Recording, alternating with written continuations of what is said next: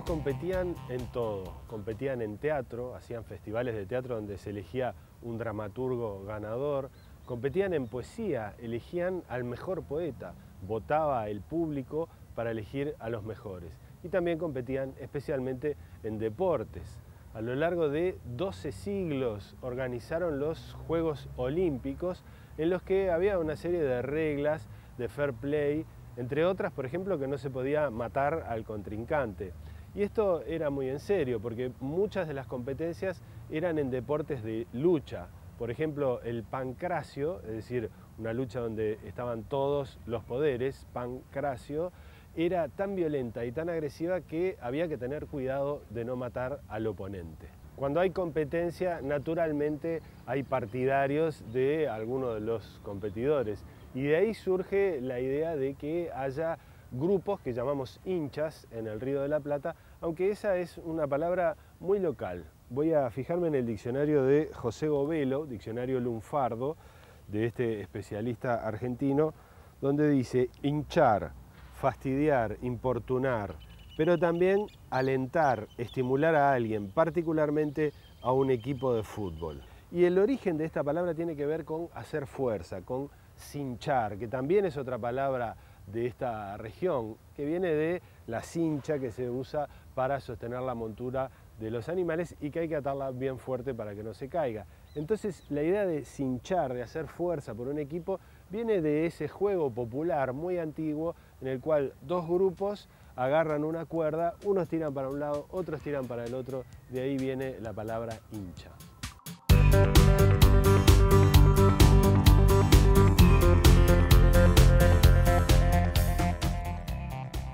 Ricardo Piñeirúa es profesor de educación física y periodista y le doy la bienvenida a la Habitación China. ¿Qué tal? ¿Cómo estás? Bien, muchas gracias por la invitación. Gracias por venir, Ricardo. ¿Sos periodista porque sos profesor de educación física? ¿Ese es ¿Así entraste al periodismo por ser eso? A ver, yo lo primero que siempre digo es que yo en realidad no me siento muy periodista. A esta altura, perdoná, pero ¿cuántos años hace? Pero me refiero en el sentido de que yo me siento más una persona que trabaja en un medio de comunicación o un comentarista de fútbol, más que el trabajo del periodista, investigador, etc. Sí, bueno, claro. Pero estoy dentro de la gama del periodista deportivo.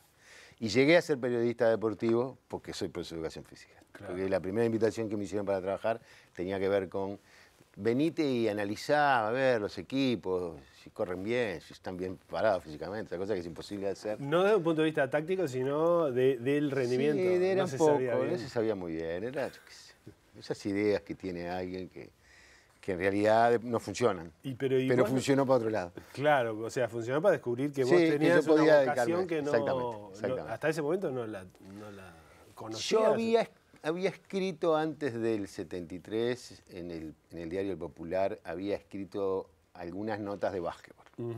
Me había gustado, pero nunca me lo planteé como que yo voy a hacer esto. Que era un gran escucha de radio, pero nunca, no había tenido la oportunidad. En realidad, ahí fue cuando me picó y dije, esto está bueno, ¿no? Es lindo, me divierte. Sí, está bien. O sea, vos empezaste toda tu vida, trabajaste como desde que te recibiste, sí. Trabajaste como profesor de educación física en distintas áreas, en distintas cosas. Entrenando equipos profesionales, por ejemplo. Sí, trabajé a nivel profesional de fútbol profesional, trabajé en Cerro, en Miramar, en Cerrito, en Progreso. En básquetbol trabajé en Sporting, en aquel momento era Sporting todavía. Trabajé en rugby, en el Old Christian, estuve en la selección uruguaya de rugby. Tenía una carrera que podía haber sido promisoria. O fue promisoria, pero no concretó. Prometió, pero no cumplió después. Pero no concretó. Ahora, pero vos hacías el trabajo de entrenamiento, no el trabajo táctico, digamos. No, yo era el preparador físico. Era el que ¿Nunca hiciste la dirección técnica de equipos? Dirigí a menores en básquetbol y juveniles en básquetbol y en fútbol en baby fútbol, pero nunca trabajé en un equipo profesional. Bien, o sea que vos Eso sos... es para los exjugadores técnicos. Claro. Nosotros no nos dejan entrar ahí. No, está bien. Está bien, está bueno. Bueno, o para generales, porque se supone que... Digamos, ¿no? Pero no hay militares que se hayan dedicado a la... Lo hubo en su momento, el famoso teniente Rafael Milán, que era técnico, sí.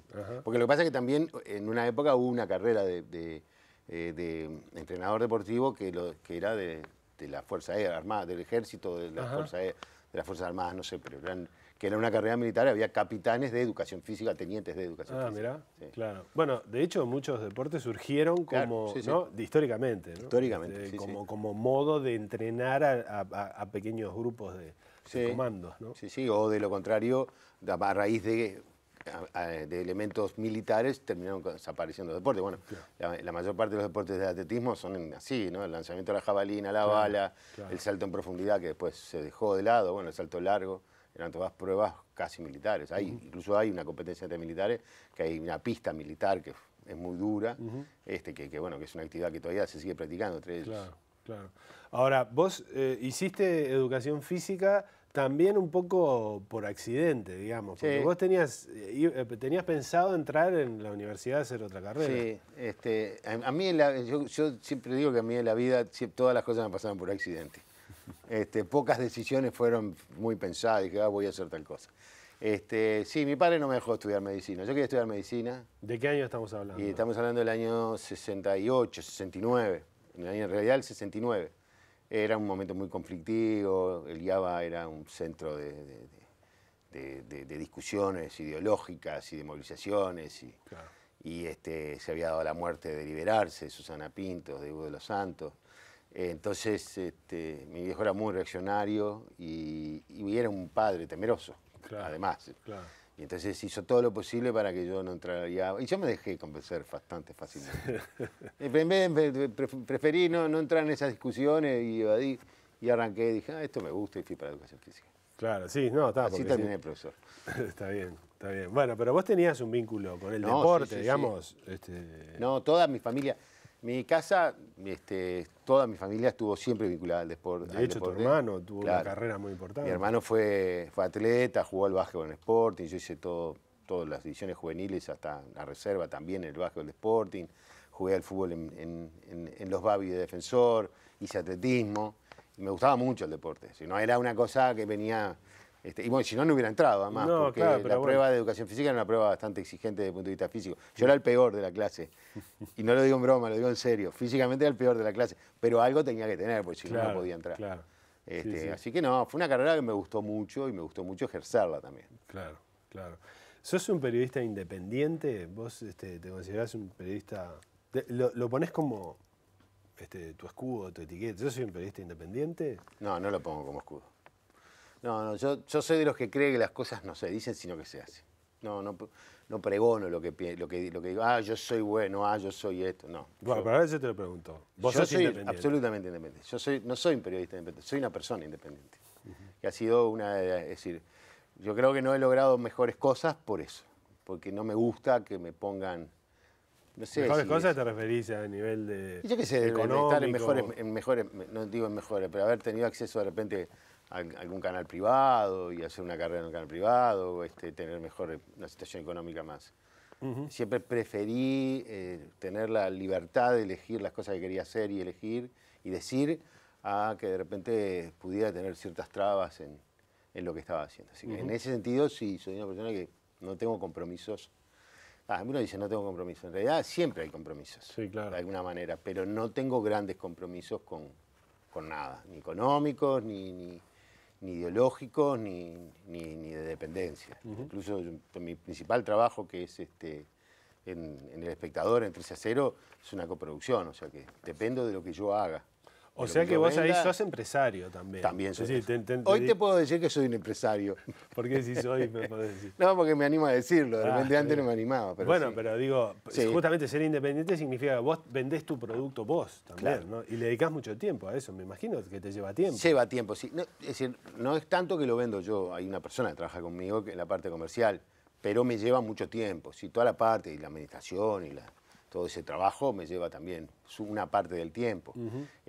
Pero eso también forma parte de poder hacer lo que querés, ¿no? Claro. Y cómo querés hacerlo. Y si se me ocurre tener a un tipo que es un humorista que que dice determinadas cosas, yo no tengo problema. La gente que trabaja conmigo dice lo que quiere. A veces dicen cosas de más. Claro. ¿No? Y se les va la mano. Pero bueno, pero tienen libertad porque yo puedo soportarlo económicamente. Si no pudiera soportarlo económicamente, Claro. Y vos no podría sos decirlo. vos el que contrata a la gente, no formalmente, pero quiero decir, sos vos el que incorpora a la gente No. al equipo. Sí, y formalmente también. Y formalmente también. también. Y le pago al BPS, a la DGI y todo. Creo. No, está bien. Sí, digamos que sí. Vos te fuiste exiliado a la Argentina. Sí. ¿Te fuiste porque te perseguían o por las dudas, digamos? No, en el momento, es decir, yo me fui porque me perseguían. Yo estuve un año militando clandestinamente, me quedé en el Uruguay después bueno, yo trabajaba en AEU, militaba en ese momento en el Partido Comunista.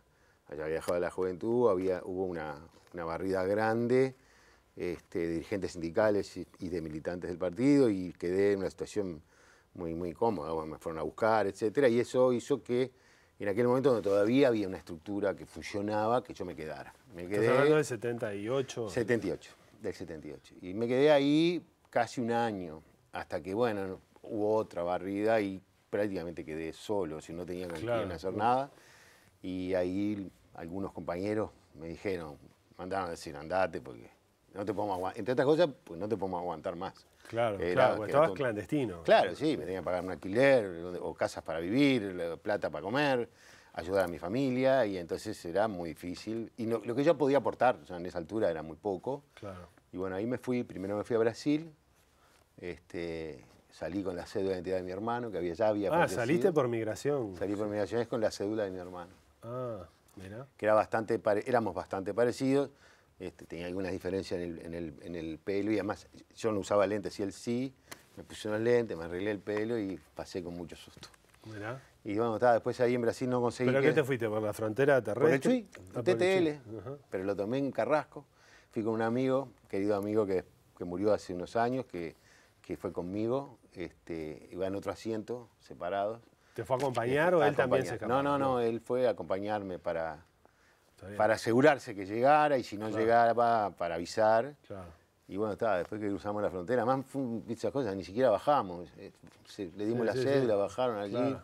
¿Y qué ibas, a San Pablo o a Porto Alegre? No, fui a Porto Alegre. Fui a Porto Alegre porque aquí estaba más cerca.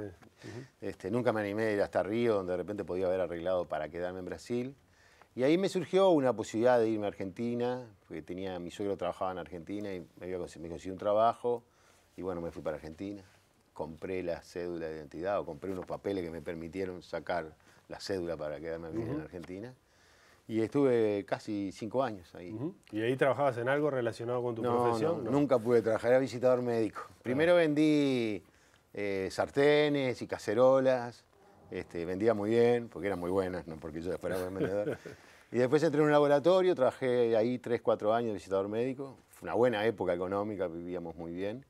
Pero bueno, en el 84 se estaba reacomodando todo el movimiento político en Uruguay, estaba apareciendo la apertura y antes de las elecciones me volví y acá quedé.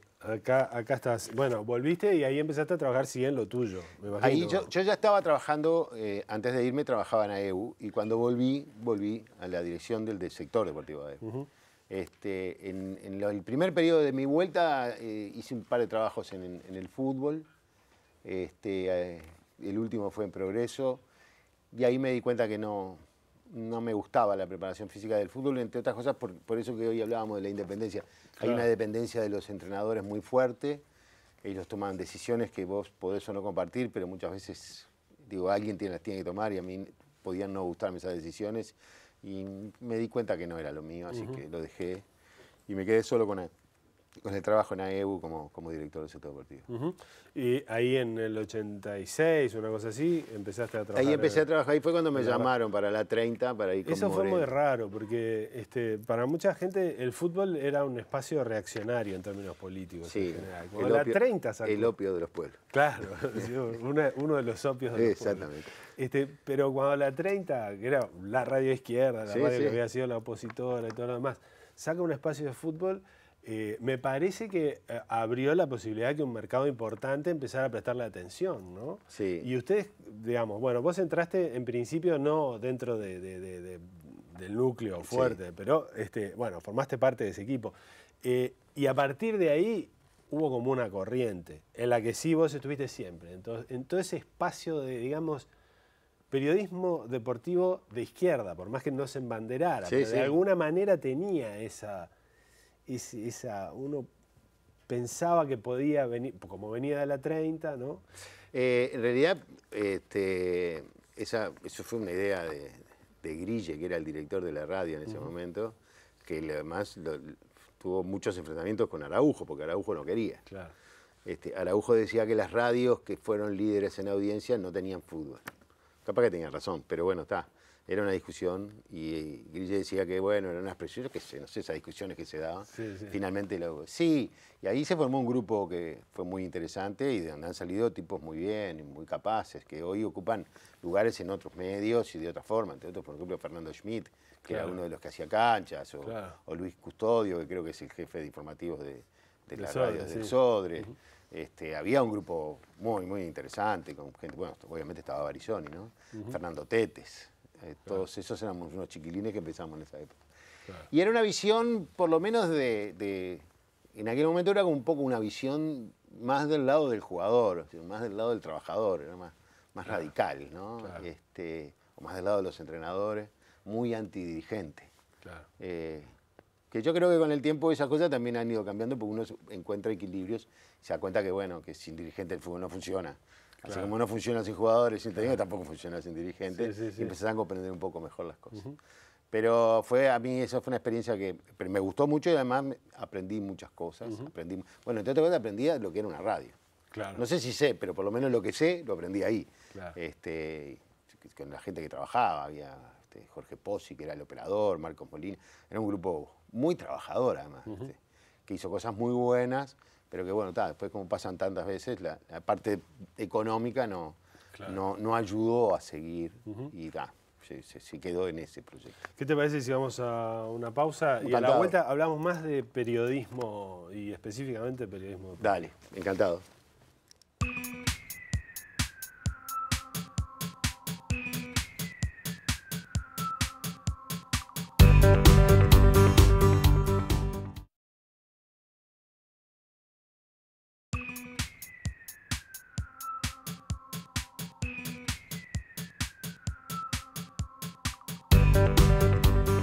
El periodismo deportivo es un género periodístico y por lo tanto sigue las modas del periodismo o los recursos o cumple con algunas leyes generales de esa disciplina. Por ejemplo, para organizar una noticia en una página de un diario es tradicional usar la metáfora de la pirámide invertida. Arriba, y coincidiendo también con el tamaño de las letras, va una síntesis de la noticia, un titular que informa claramente lo más importante de la noticia. Y a medida que uno va entrando y va bajando en la página, se encuentra con letras cada vez más chicas, información cada vez más detallada y aparentemente información menos sensible. Esto tenía en un origen la función de hacer fuerte el mensaje. ¿En qué sentido? Cuando había, por ejemplo, que transmitir una noticia por telégrafo, si se cortaba la línea, el periodista ya había dicho lo más importante, lo primero, el titular. Y si se cortaba cerca del final, no importaba mucho porque eso era como un detalle accesorio. También ocurría que si a último momento, y eso sigue ocurriendo ahora, entra una publicidad nueva a la página, se puede cortar empezando de abajo la nota sin trabajar demasiado en la reelaboración de todo el texto. Una noticia deportiva, titular: anoche se lesionó Luis Suárez. Eso indica quién, qué y cuándo. Algunas preguntas sensibles para la información. A medida que uno entra en la nota puede averiguar que lo operaron de un menisco, que la operación fue un éxito. Después, si uno sigue avanzando, se encuentra con que este tipo de lesiones suele recuperarse en 20 o 25 días. Incluso en algún medio salieron detalles gráficos con animaciones que explican exactamente cómo se hizo la operación. Ese es el esquema de la pirámide invertida, que también se puede pervertir y puede uno usar un titular enorme para decir, como en este caso, una información completamente irrelevante, invertir la importancia de las cosas.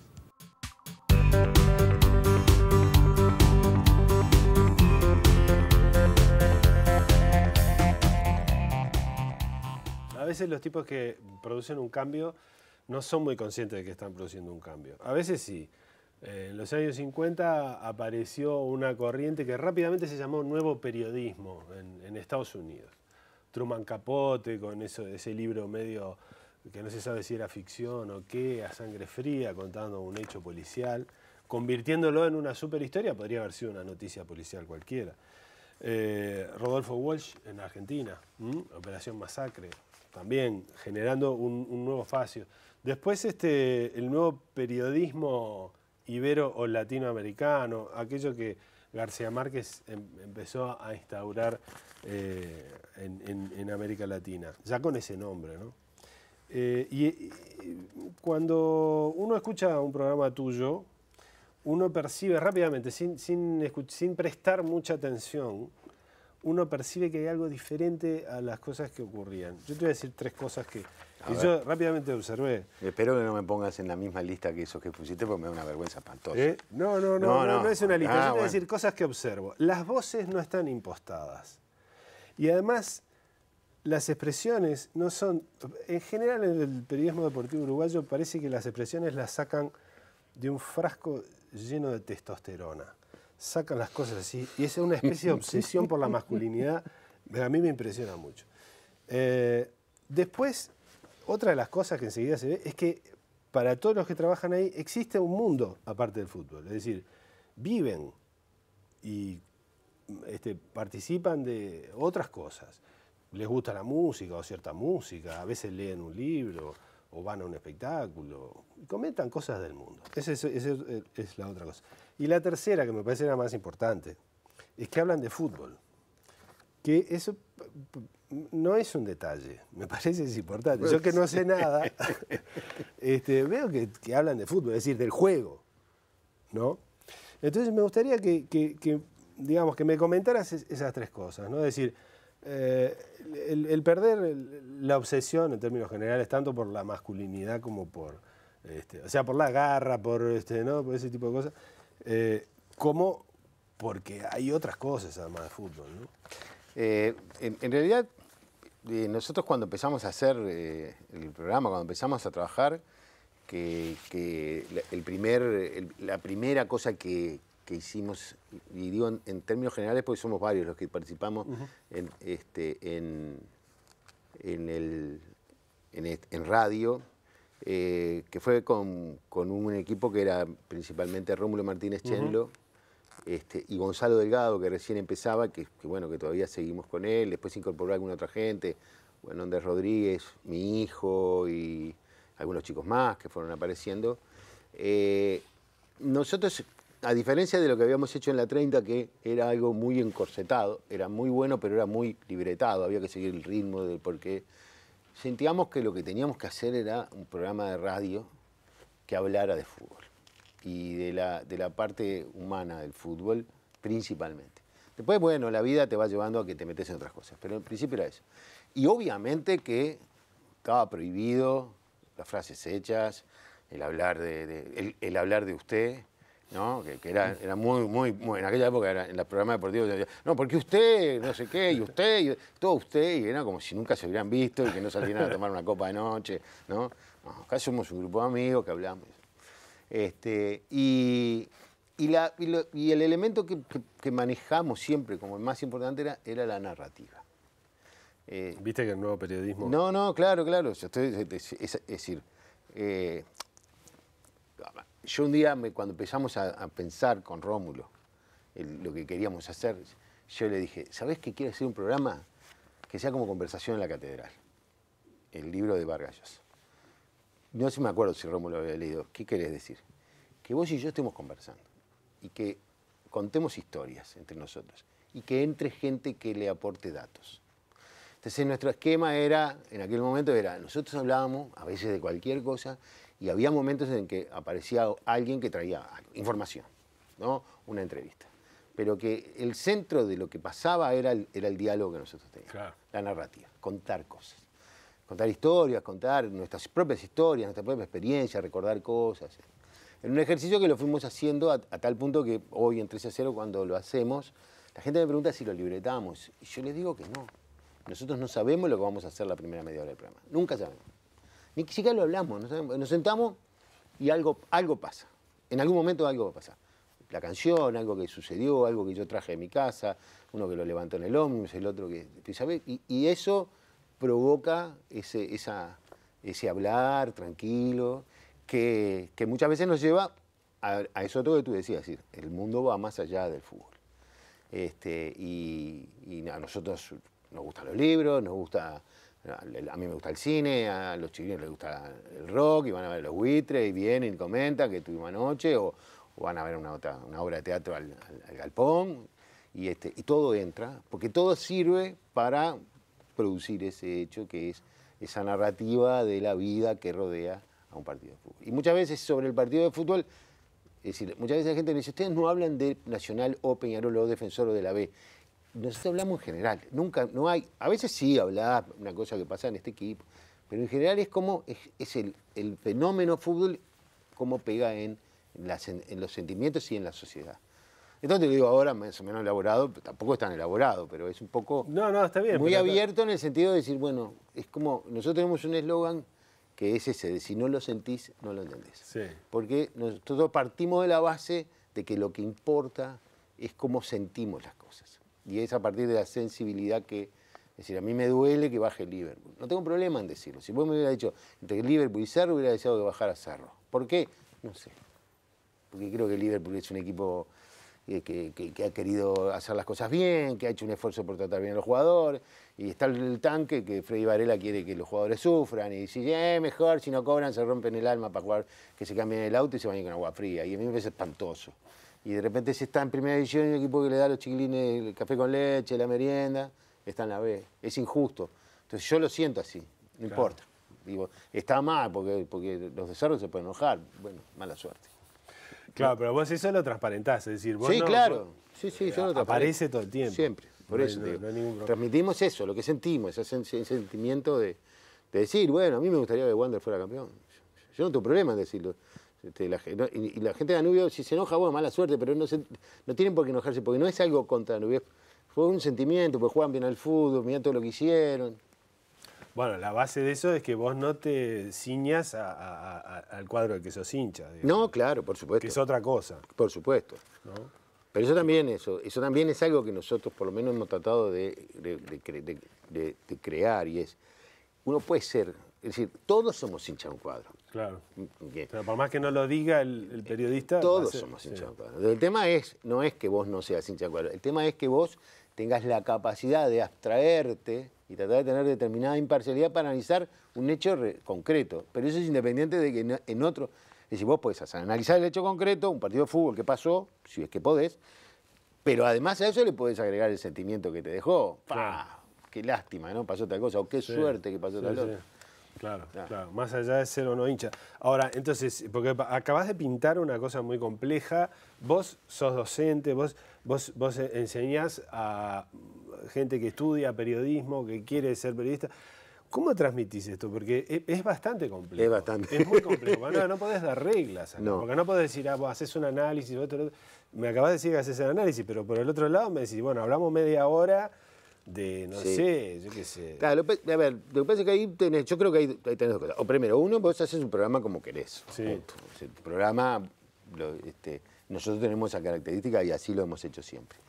Pero en cuanto a la búsqueda de lo que querés transmitir, yo creo que lo primero es que tu oyente, que es audiencia de radio, que es muy delicada porque es muy personal, tenga claro que vos no sabés la verdad, no tenés verdades, que vos simplemente decís cosas que pensás, que sentís, y lo que te parece que sucede. Entonces yo siempre, es como una muletilla, yo creo que, pero no digo tal cosa es así. Pero vos ocupás ese lugar, sos consciente que ocupás un lugar digamos, que no lo ocupan el No, resto de los 3 millones de uruguayos. No, no, o sea, está bien, ¿no? está bien. Y tenés que defenderlo de alguna manera. Es decir, hay que justificar ese lugar. Vos tenés alguna justificación, si vos estás ahí porque creés que vos podés aportar. No, Claro, yo estoy convencido que puedo aportar. claro. Y hace años y años que estoy dando la pelea para que haya un poquito más de... Es decir, que no se pierda la pasión, pero que esa pasión tenga cierta racionalidad, que se comprendan los fenómenos que suceden, que se entienda que no podemos pedirle que Uruguay sea campeón del mundo, porque en realidad, ojalá lo fuera, pero en realidad es, como dicen, una locura pensar que un país con 3 millones de habitantes puede ser capaz de ganar un campeonato del mundo donde juegan potencias futbolísticas y económicas. Sí, ya es bastante milagrosa la historia de Uruguay. La historia de Uruguay es un milagro y yo lo que digo es que estar es un milagro. Claro. Digo, porque no hay nada que vos digas, ni siquiera ni biológicamente, ni el genotipo de los uruguayos no es el mejor. Claro. O sea, no tenemos, hay algo que es cultural. Entonces, bueno, dar la pelea por eso, dar la pelea por romper algo que me parece que el periodismo deportivo le ha hecho, creo que hoy por hoy lo hace en general el periodismo en general, ¿no? Y es el vaso vacío sobre el vaso lleno. Esa mirada negativa de las cosas que vende más. Entonces dar la pelea por tratar de que no sea lo que más vende, sino lo que te permita disfrutar. El vaso vacío, pero además partiendo de la base de que somos muy especiales. O sea, porque es contradictorio eso. Es cierto que se hace más énfasis en lo negativo, quizá porque vende más. Pero como partiendo de la base de que es posible cualquier cosa. Bueno, por supuesto, porque no tenemos nociones, yo creo que muchas veces en ese sentido no tenemos nociones de la magnitud de los desafíos que afrontamos. Claro. Creemos, yo qué sé, yo tengo la teoría que nosotros construimos por necesidad una identidad superior para poder equipararnos a Argentina y a Brasil. Claro. Esos dos colosos que teníamos alrededor, que nos aplastan y que no nos dejan entrar los barcos al puerto, que un día nos cortan la bicicleta, que hacen lo que quieren con nosotros. Nosotros en alguna cosa teníamos que decir. Y tuvimos la suerte de que tuvimos un fútbol que les ganó. Entonces creemos que siempre les vamos a ganar. Y que si no le ganamos es horrible. Claro. Y yo creo que no. Yo creo que lo que hay que es disfrutar que siendo lo pequeño que somos, podemos competirles. Claro. Y eso ya es bueno. Y que ellos nos respeten. Mucho más de repente de que lo que nosotros nos damos cuenta. De forma desproporcionada. Porque también es milagroso, porque ellos lo sienten. Ese tipo dice, estos uruguayos vienen, son 3, 4, ¿cuántos locos vienen y nos ganan un campeonato del mundo? Vienen y nos ganan una Copa América. Fíjate, Argentina hizo 2 Copas América en Argentina y se las ganamos las 2. Es horrible para Argentina, para nosotros bárbaro. Claro. Es decir, pero esa construcción a veces hace perder el sentido de las cosas. Claro, sobre todo si se estimula. Vamos a la última pausa, ¿te parece? Sí, me parece muy bien.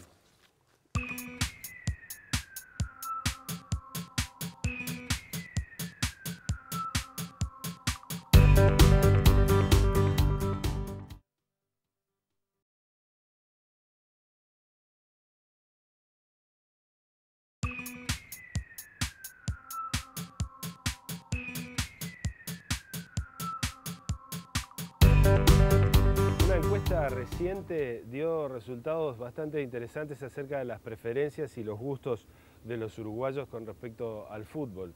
Los números generales quedaron un poquitito opacados por la información acerca del tamaño de las hinchadas de los cuadros grandes, pero es interesante ver lo que pasa con el gusto general de la gente.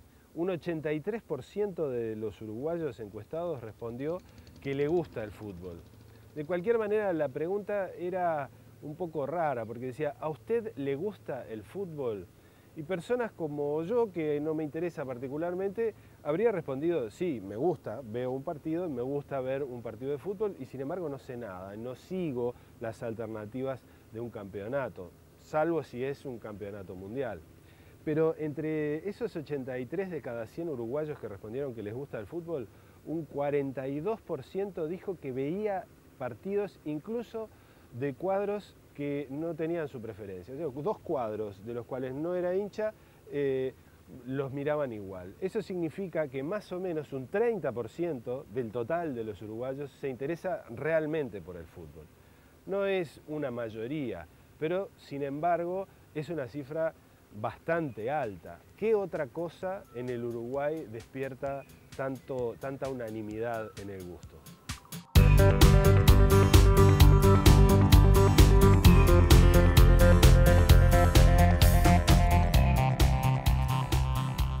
Fútbol y otros deportes, firmado por Ricardo Piñeiro. Es uno de los fascículos de esta colección Nuestro Tiempo, es el 6, que son 20 y pico, ¿no? 20 y pico, creo 24. Yo creo que ya salió esto, ya terminó de salir, pero me parece que todavía se consigue. Sí, sí. Este tiene en particular una cantidad de información y de reflexión acerca del fútbol, principalmente del fútbol, aunque también toca otros deportes, que por lo menos a mí me resultó muy iluminadora, cuestiones que tienen que ver con la economía de ese deporte, de esa actividad, no sé si del deporte, de esa cosa más compleja, que es mucho más que el deporte, que forma parte de un espectáculo. Me gustaría hablar un poquitito, si te parece, Ricardo, acerca de algunos números. Uno de los números que aparecen ahí en una parte que está escrita junto con Rómulo Martínez Chenlo, tiene que ver con el baby fútbol. Y a mí me impresionó, 60.000 niños practican fútbol, están listados, es decir, no es una estimación. No. Esa parte, con Rómulo escribí la parte del interior. Esa es increíblemente terrible también cuando empezó, sobre todo él, a darme los números del fútbol interior. Yo me quedé impresionado de la cantidad de jugadores que hay todos los fines de semana jugando. Es una locura. No, lo del fútbol entonces no. No, pero importa, igual. Rómulo es un amigo, así que no hay problema. Bien, pero 60.000, entonces vos decís, wow, es mucha gente. Es mucha gente y yo creo que el babyfútbol es uno de los fenómenos de organización social más importantes que tiene el país. Sí. Y está constantemente acosado por un concepto equivocado, que es pensar que es la escuela del fútbol. Claro. Cuando en realidad es un espacio de movimiento para los niños y la organización de la comunidad. Lo que pasa, Ricardo, yo tuve una experiencia horrible. Como padre.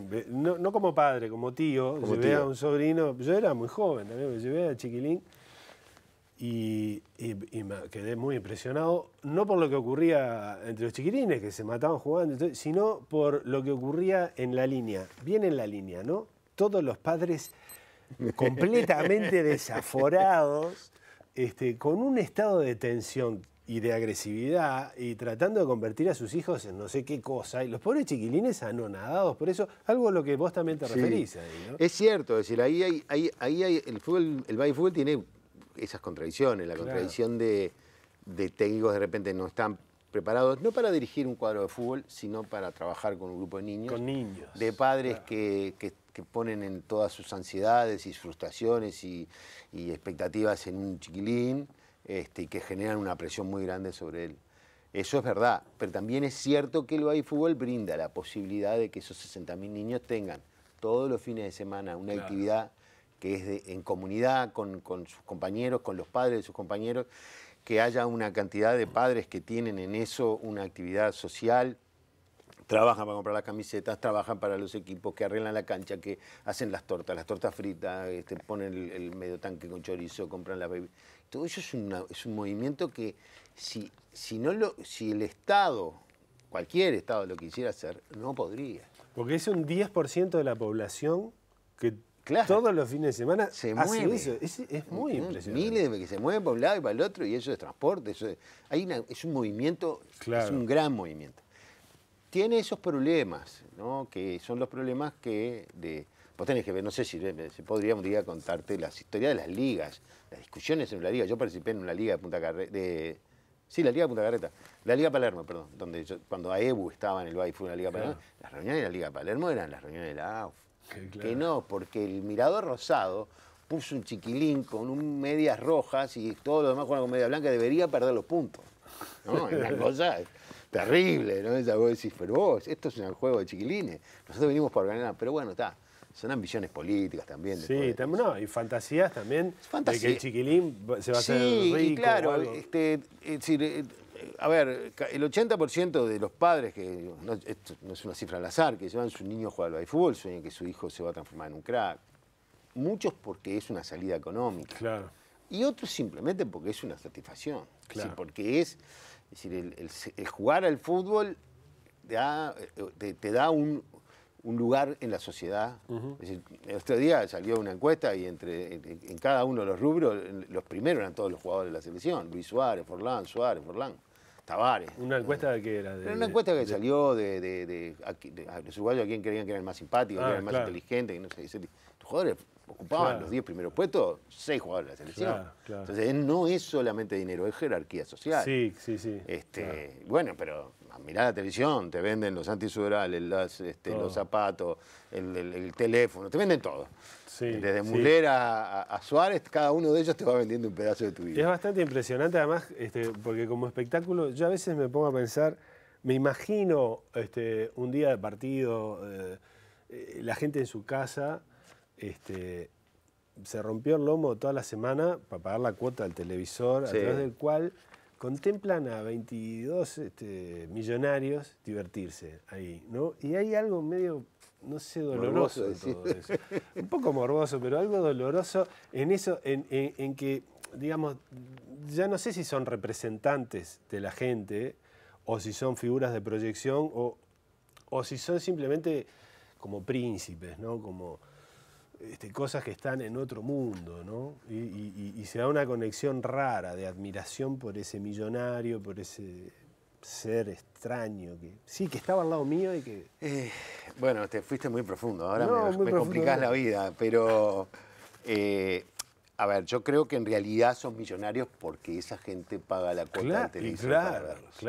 Sí. Es decir, valen lo que se les paga, porque consiguen esa atracción es decir, yo no te lo sé responder, pero es como que todas esas demandas espirituales de una sociedad, de una familia, de un individuo, muchas veces se ven satisfechas en eso, ¿no?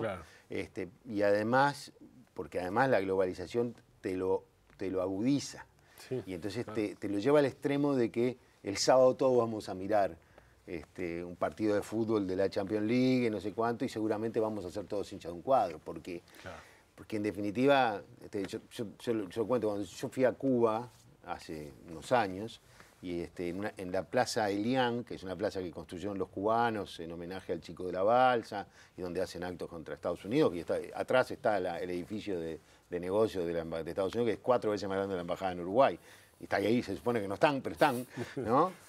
Y ahí en el medio de las piedras de esa plaza, que es enorme, había un partido de fútbol, cosa muy rara en La Habana. Y había un chiquilín con una camiseta de Boca. O sea, la camiseta de Boca estaba en La Habana. O sea, yo qué sé, de repente te puede parecer, a mí me viene una imagen de, hay una vieja película italiana que se llamaba Pan y Chocolate, o se llama Pan y Chocolate. Sí. Bueno, el tipo se iba a Suiza, ¿no? Exactamente, ¿no? Nino Manfredi se va a Suiza, se tiñe de rubio para parecer suizo, hasta que un día va a haber un partido de fútbol, Italia hace un gol y empieza a gritar y casi lo mata. Pero tiene una escena de unas personas que trabajan en una granja, que parecen gallinas ellos, que miran a los rubios, hijos de los dueños, que caminan, y los miran porque en definitiva es lo que quieren ser. Pero viste que hay algo de claro eso, ¿no? que lo hay, ¿cómo no lo hay? Pero el fútbol, es decir, el deporte se ha transformado en el circo romano, es decir, es el súper espectáculo. Por eso yo te decía que una de las 3 cosas que me parece que llama la atención de los programas, de tu programa de radio, es que se hable de fútbol, en ese sentido, se habla del juego. Claro, sí. ¿No? Y yo me preguntaba, ¿y será eso para reafirmar un estado de cosas, que ocurre eso en el periodismo mayoritario, para reafirmar ese estado de cosas y dejarlo así, congelado en esa cosa de pan y circo? ¿O será que de pronto los periodistas tampoco están quizá muy capacitados? Yo qué sé, no sé. No te quiero poner en lo la que pasa es situación que lo que pasa es que hay un dato que también es un dato de la realidad, y es el viejo periodista deportivo, aquel que era un crítico del juego, del espectáculo, de la organización, etcétera, ha ido dando paso a una camada de periodistas que son empleados de la empresa que es dueña del espectáculo. Entonces, él tiene que criticar el espectáculo. El espectáculo, claro, sí. Que es de acuerdo a eso, seguro. Entonces es muy difícil que haya independencia para decir lo que está bien, lo que está mal. o lo que les parece que está bien. No quiere decir que reciban un libreto. No, yo creo que no. Yo creo de... yo creo que en los medios los periodistas terminan asumiendo la ideología del medio en el que trabajan. Sí. Y bueno, está, y esos son quienes lo contratan, quienes pagan su sueldo. Y entonces, bueno, y ven ese espectáculo y dicen, bueno, vas a escuchar porque para no hablar del Uruguay, no vas a escuchar a Niembro decir que el campeonato que organiza Fox de la Copa Sudamericana es una porquería. Claro. Jamás lo vas a escuchar decir. Al contrario, lo que lo vas a escuchar decir es que este muchacho Casal que le quiere robar los derechos es un inadaptado, ¿no? O si se quisiera robar a él los derechos. Claro. ¿No? Y además son iguales. O sea, Murdo, no sé quién es el dueño de Fox y Casal. Tendrán diferente, uno tendrá tantos miles de millones, otro tendrá cientos de millones, pero son la misma cosa. Claro. Pero bueno, defienden ese negocio. Entonces eso también ha hecho que se perdiera, digo, porque el deporte es tan importante en una sociedad que incluso ha tenido avatares en épocas ideológicos, ¿no? Los países socialistas habían tomado el deporte como un abanderado de la supremacía del socialismo sobre el capitalismo. Sí. Y llegaron a hacer atrocidades con sus deportistas, con tal de ganar, los atrofiaban. O sea, porque es una expresión que da, es decir, cuando Uruguay gana un partido, es Uruguay. Ponemos la bandera de Uruguay, es la patria. Es decir, esas cosas también hay que combatirlas, pero no es fácil combatirlas. Claro. No, Tavares siempre dice, esto no es una guerra, no es la patria. Un partido de fútbol, es un campeonato del mundo. Pero la gente se pone la bandera de Uruguay y es ganar en este país, que no ganamos a nada, ¿no? La única guerra que fuimos fue una vergüenza, que hayamos ido, ¿no? Y entonces vos decís, cuando ganamos un partido de fútbol es que gana Uruguay, es como que tenemos un sentimiento de patria que nos hace crecer. Es casi el único sentimiento de patria, digamos. Y nosotros somos un país muy chico, obviamente, entonces de repente no tenemos tampoco esas grandes cosas que nos hagan tener una identidad. Entonces, bueno, tuvimos un Oscar con Drexler y lo festejamos, porque más que está bien, se lo merecía y me encanta. Sí. Pero digo, pues somos muy pocos. No es que seamos malos, somos muy pocos, es un problema de volumen, ¿no? Tenemos gente capacitada, muy capacitada, en la universidad, en la cultura, en la ciencia. Yo ahí creo que una parte que lo hablo, ¿no? Y es, sin duda que tenemos, pero sin duda que los deportistas y los futbolistas en particular son un representante de Uruguay. Y el gran mérito, que a veces me enojo, que no logra ver, que no lo ve el gobierno, que no lo ve el Estado como tal, no solamente el partido de gobierno, sino los gobernantes, que no lo ve la sociedad, que ha hecho Tavares, no es que jueguen de una manera u otra al fútbol, es que sean geniales representantes del Uruguay, los jugadores de esta selección.